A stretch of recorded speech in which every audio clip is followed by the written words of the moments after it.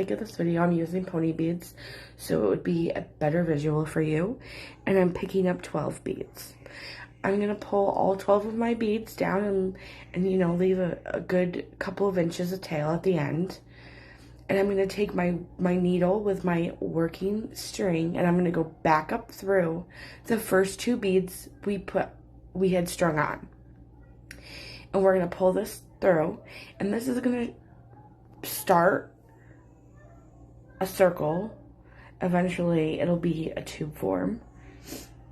So we have our end on one side and our working string on another, and I work right to left, and I'm going to show you now. This part, you're going to pick up a bead, you're going to skip a bead, and go through the next bead. So our first 2 beads that we went back through, don't even worry about those right now. We're going to skip a bead, and we're going to go through into the next bead. So we're going to pick up another bead, we're going to skip it, and we're going to go through a bead. So essentially what's happening here is we're going to skip every other bead, so we're only going to be laying down half of the original number we put on, because peyote is going in 2 rows, basically. That's what I've gathered from it. I'm still learning. And see, as we lay these beads down, it's showing like this little, almost like a cross, it looks like. And this is what the peyote looks like all the way through. And when we get to the last, we're going to have 2 beads left.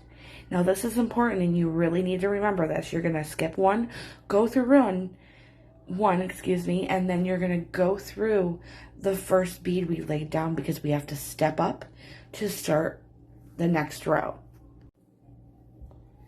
Now this row is a little different. We're not skipping and going through the next bead. We are simply going through the beads we just laid down.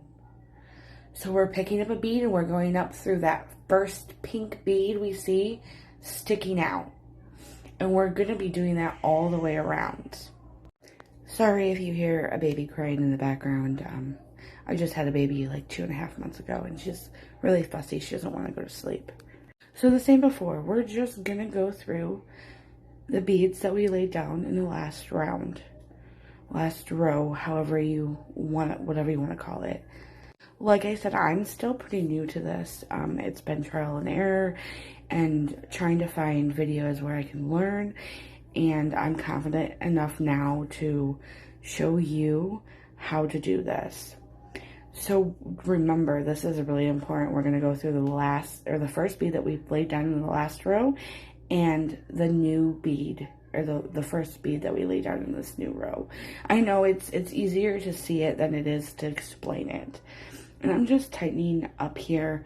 I like to keep it loose for a little bit in case I have to undo it or fix something. And I don't end up breaking my thread.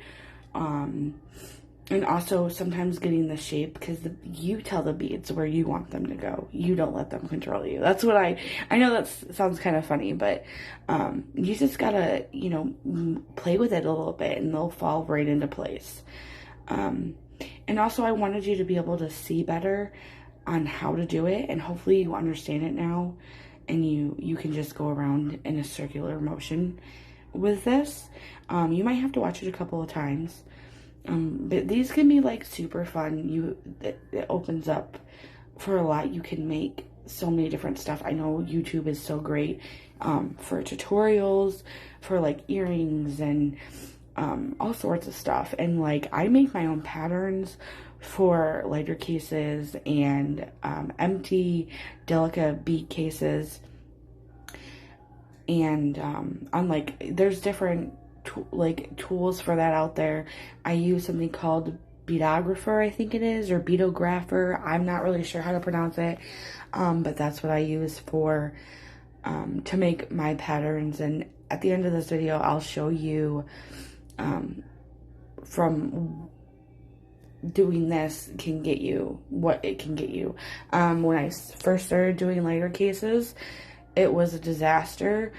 I would try, doing, even practicing with pony beads until you can get it looking good and getting confident enough to go forward with a lighter case or on a bead tube.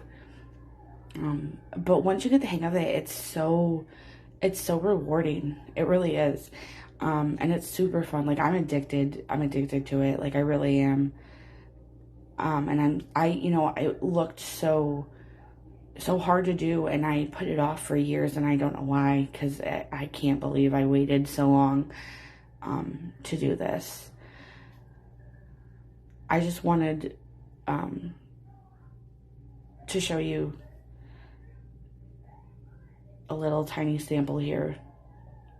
So that's why it's gone on so long, just so you could get like a little visual of what it looks like and changing the colors and all of that. And I really hope this really does help you and you're able to understand it. And if you have any questions, put them down below.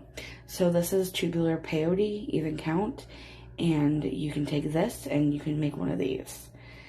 And this is my own design on that beadographer. And I really do hope you learned something.